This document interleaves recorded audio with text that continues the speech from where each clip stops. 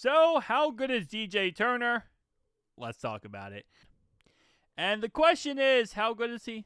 Well, he's pretty good, but we also saw the same concept happen with Cam Taylor-Britt, where he looked really good his second year, and then kind of fell off the face of the earth after that. So, hopefully we continue to see, progression and better look at DJ Turner, but it always keeps that in my brain that, like, Cam Taylor-Britt was considered, like, one of the best corners on our team. And then it just kind of fell straight down. So, let's just keep the positive energy going. But posing wide receiver ones when facing DJ Turner, Jerry Jeudy, 1 of 2 receptions, 13 yards. Brian Thomas Jr., 1 of 2 receptions, 17 yards. Justin Jefferson, 2 of 4 receptions, 50 yards. Cam Sutton, 0 receptions. Romeo Doubs, 3 of 7 receptions, 22 yards. And DK Metcalf, 1 of 3, 39 yards. And then going a little bit farther than that, we have the cornerbacks with the highest forced incompletion rates in the NFL. Minimum is 75 coverage snaps. DJ Turner leads with a 34.4%.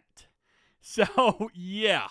And you see Sauce Gardner is number 3 on that list, which, again, more reason why we're very, very happy he's not playing on Sunday.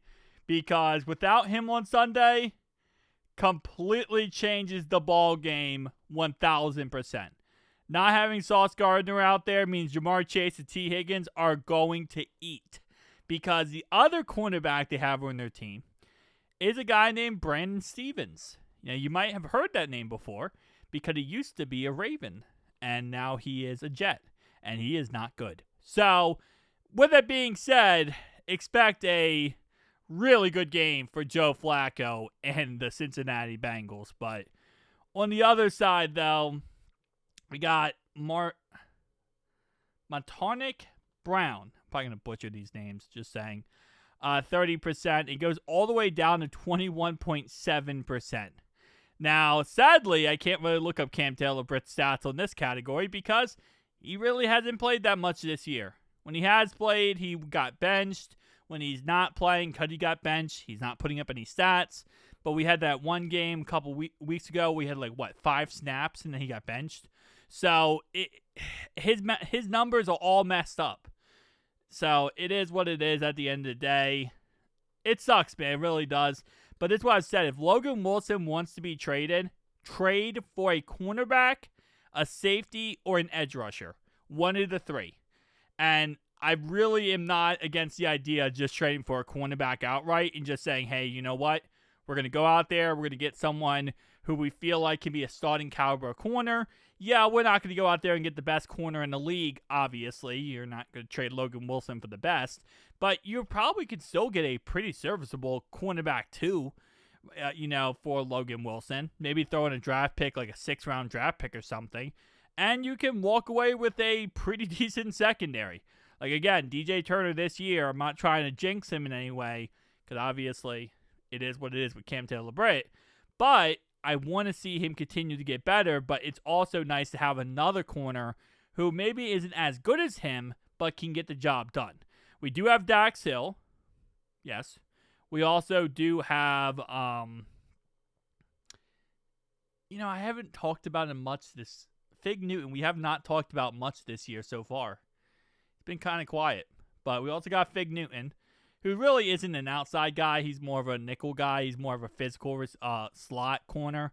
But still, we have him as well.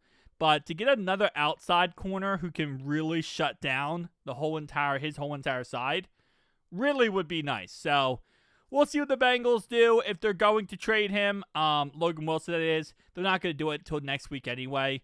It's Friday. Tomorrow is Saturday. You play on Sunday. You're not making any type of move like that right now. You're most likely waiting till Monday or Tuesday to make that move. If you make that move, again, I say if because you never know. They might just not make the move at all, right? It's always a possibility the Bengals will say, nah, we're just going to keep him. We'll see how he looks. We're going to get a huge indication whether or not he's going to get traded on Sunday. If we go out on Sunday and he doesn't play much or he doesn't play at all, let's say he just pretty much the healthy scratch, 1000% he's getting traded. But if he plays even his typical 15, 16 snaps, they still might trade him, but there's probably a better chance they don't. Just because they're not going to risk him going out there and getting injured if they already have an idea or they have a trade scenario they might go with. So, again, hasn't been much update on that story, whether or not we are going to trade him. Hopefully, for his best wishes, I hope we do, just to go ahead and, do what he wants here. But outside of him, I mean, again, I would also like to get a good player in return, so that would also be nice. But tell me down below your thoughts and opinions. See you guys next one.